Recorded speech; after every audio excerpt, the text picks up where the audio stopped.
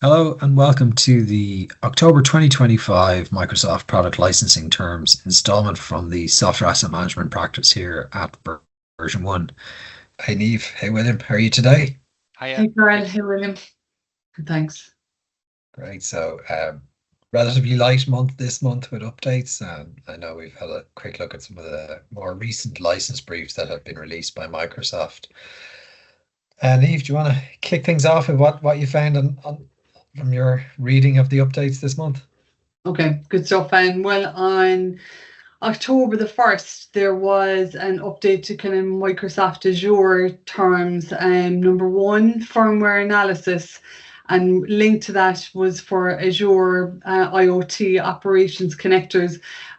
So essentially, the firmware analysis is a service that's moved from public preview to general availability. And I guess what's important about it, from a SAM point of view, is that it assesses the security of IoT and embedded devices by analysing firmware for vulnerabilities and compliance risks. So I kind of had a look to see what it was, as it's a new Azure service, was there anything in terms of kind of licensing? And I think it's really more to do with tracking, usage limits and any kind of potential cost implications, such as if there's any premium SKUs that may follow. So that it links in nicely then with the Azure Internet of Things, or IoT operations connectors. And what has changed really is that they have extended kind of these integration capabilities for IoT devices and services, and that may kind of impact on how IoT data is ingested and processed in Azure. So again, look, that might affect kind of licensing models or usage metrics. So these are things that probably are worthwhile, keeping an eye on, as to how they're deployed and how they align with kind of licensing entitlements, and particularly with anyone with large scale IoT deployments. And then finally, under the Azure terms, they've updated the Azure Marketplace terms. And why does that kind of matter? I guess it's because, Marketplace is third-party solutions, and they have their own kind of unique licensing terms. So it's worthwhile, again, checking the latest terms when evaluating what Marketplace purchases or renewals you may have. And then there was a sneaky update that got dropped on October the 9th, and that was for the Microsoft Dragon Copilot. And trial terms are enabled for the MOSA program. What's the MOSA program, you may ask? And that, if you remember, is the Microsoft Online Subscription Agreement. And this is to support kind of trial usage. So look, that means that customers can now evaluate Dragon Copilot under MOSA without committing to a full license up front. And I guess probably the one thing that when it comes to kind of trial licensing is that, again, SAM teams must monitor, because even though they're typically free, they can generate usage data, require user provisioning, and could transition into paid subscriptions. So it goes back again to prudence in terms of making sure they're properly tracked and scoped. Any transition to paid use is compliant with licensing terms, and health specific usage restrictions are followed, because obviously Dragon Copilot is within the healthcare kind of industry. So again, make sure only that qualified clinical staff can use the tool. Then just that there was some briefs that were added in September. Now, there was a subscription license brief that got published in September, but as we know, with the recent changing of the branding from the compliance and security E5 services being converted to Purview and to Defender, that brief is effectively out of date, but no doubt it will be updated probably in the near future again. So that's pretty much it for me, Carl. Thanks. Very good. I was going to say, William, do you want to go next? I'll go next. Okay. So Yep. the privacy and security terms, as always, another short and sweet update. The privacy and security terms. So first up was there was two updates this month. Purview services refresh. So Microsoft updated the core online services and EU data boundary sections to reflect the current Purview product lineup. So the list now clearly includes all the Purview solutions. So things like DLP, records management, e-discovery, audit. I'm missing one, customer key, and I think there's some more in there. So instead of the older or partial names, there was also a slight update to OneDrive. So there was OneDrive rename in effect, so nothing really to report here as such. So it's now referred to, instead of OneDrive for Business, it's now called OneDrive Work or School throughout the terms. So really just a kind of a bit of a branding alignment. There's no policy or residency changes on OneDrive.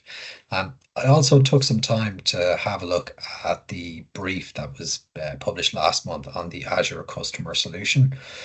So with the Azure Customer Solution, if you're not familiar with it, you can basically build and sell solutions on Azure, but you can't resell Azure itself. So you, in effect, can add genuine value, or you own the IP, and let Microsoft handle the infrastructure through infrastructure resale, should I say, through CSP. So the purpose or intent of the Azure Customer Solution, Microsoft clarifies this in the brief itself, well, which was formerly referred to as the hosting exemption rule in the product terms. So in effect, it's meant for ISVs and SaaS providers that build and sell their own solutions powered by Azure, not for partners that are reselling Azure directly. The core licensing rules here that organizations need to be aware of is that you may let third parties access your Azure environment only when it's part of the customer solution, an app or a platform, say for example, that adds primary and significant functionality on top of Azure. So if your offer in effect mainly provides infrastructure management or billing, then it's not a valid customer solution. So you're looking at the traditional resale route for organizations that are looking to fulfill that requirement. So what's allowed? Things like SaaS apps hosted in Azure. So think about like a travel booking or some form of industry platform that you've developed, where a solution where Azure is a component, but not the core value of that solution. What's not allowed is reselling Azure capacity or managed infrastructure, or exposing things like Azure meters and pricing. So portals or UIs that might simply manage Azure services without any kind of real new functionality is not allowed. What's also interesting in this is, so you'd probably be thinking, well, what's the difference here between like CSP or CSP versus a customer solution? So if you're selling Azure itself, obviously you will become like a CSP or a cloud solutions provider, which most organizations will be familiar with at this stage. Whereas if you're selling software built on Azure, you would use your Microsoft Enterprise Agreement, or MAC commitment nowadays, Microsoft Customer Agreement, or MCA, under the Azure Customer Solution clause. So there's some practical licensing considerations to take into account here. So as always, as we say, review the product terms for any Azure services excluded from the clause. So things like Azure Virtual Desktop are called out in the brief itself. Ensure that contracts clearly state you're selling a solution, not Azure capacity, so you don't fall afoul of Microsoft's terms. Keep your tenant and billing separation clean, right? So that's obviously key, that you're having a situation whereby each customer solution runs under its own MCA or EA, not the client's subscription. And if in doubt, I always say document your primary and any primary and significant functionality to defend against potential compliance should Microsoft look to conduct some form of a compliance check or an audit. So that was it. The brief itself can be found. We'll include a link to it in the blog. There's quite a lot of detail in it, but it's an interesting one for organizations that are building and selling solutions on Azure to understand that differentiation. So over to you, William. Thank you. So yeah, just to allude to what Niamh was saying about the within Microsoft 365, there are two add-ons for Microsoft 365 that provide security and compliance features that are included within E5, but they've been rebranded. So Microsoft 365 E5 Security is now called Microsoft Defender Suite, and Microsoft 365 E5 Compliance is now Microsoft Purview Suite. So just a rebranding. another interesting one is the Microsoft 365 subscriptions and Teams. So Microsoft unbundled Teams from the Microsoft 365 subscription suites as part of an agreement with the EU over competition rules sometime last year, which meant that if you were renewing Microsoft 365 and already had Teams, that was fine. But if you were buying new, then you had to add Teams in as an additional product onto that subscription if you wanted it. From the 1st of November, Teams will now be available as an included component as a single product subscription again within Microsoft 365. So they're basically reversing that unbundled agreement they had with the EU, in agreement with the EU. So there's that to consider. Probably more impactful for larger enterprises is the Broadcom and Azure VMware solution. So that this was something called the Azure VMware solution, which was basically a bundled package within Azure, included VMware licenses, compute, storage, etc. That was under a resale agreement between Microsoft and Broadcom, whereby a customer could go to Microsoft and say, I want to have all my VMware estate taken away from on-prem, put it into Azure, or extend on-prem into Azure, and I want Microsoft to look after the licensing and the costs and the compliance for that. That's stopped.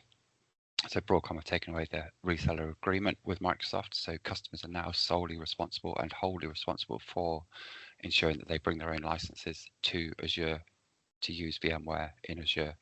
What happens to any customers that have taken up that offer then, William? They get to keep the rights that they had until the end of their agreement. So that was either a 1, 3 or 5 year term. Yeah. So they are allowed to retain that entitlement until the end of that agreement, but then they'll have to either stop using it completely or bring their own license, which will have to be bought through a reseller, a distributor, or a direct method, but not Microsoft as a consumption item. So that's quite impactful. That they did the same to AWS, Broadcom, about a year ago, where AWS's VMware solution is no longer license included. It's now bring your own completely. So Broadcom taking over more control of their own VMware licensing channels, should we say. And the final one was Windows Server 2025 licensing guide. So there's an update September this year. So it corrects just a couple of previous errors that they had included by removing the text which states that customers need a minimum of 16 core licenses when licensing by virtual machine, which should only be if it's a single physical server that provides 2 guest VMs subject to a minimum core count, and that all cores of the individual VMs are licensed with a minimum of 8 core licenses. So it was just to say that you don't have to have 16 core licenses on every VM. You can have 8 or license them all, but a minimum of 8. It came up recently with a customer who asked about pricing by individual VM, and they mentioned that the hypervisor is actually going to be Hyper-V. Yep. And of course they have to license that additionally, the physical cores as well as the individual VMs. So that was interesting because I think we're so used to VMware. Yeah. But again, possibly because of what's going on in the market, that customers are evaluating other kind of hardware or hypervisor infrastructure.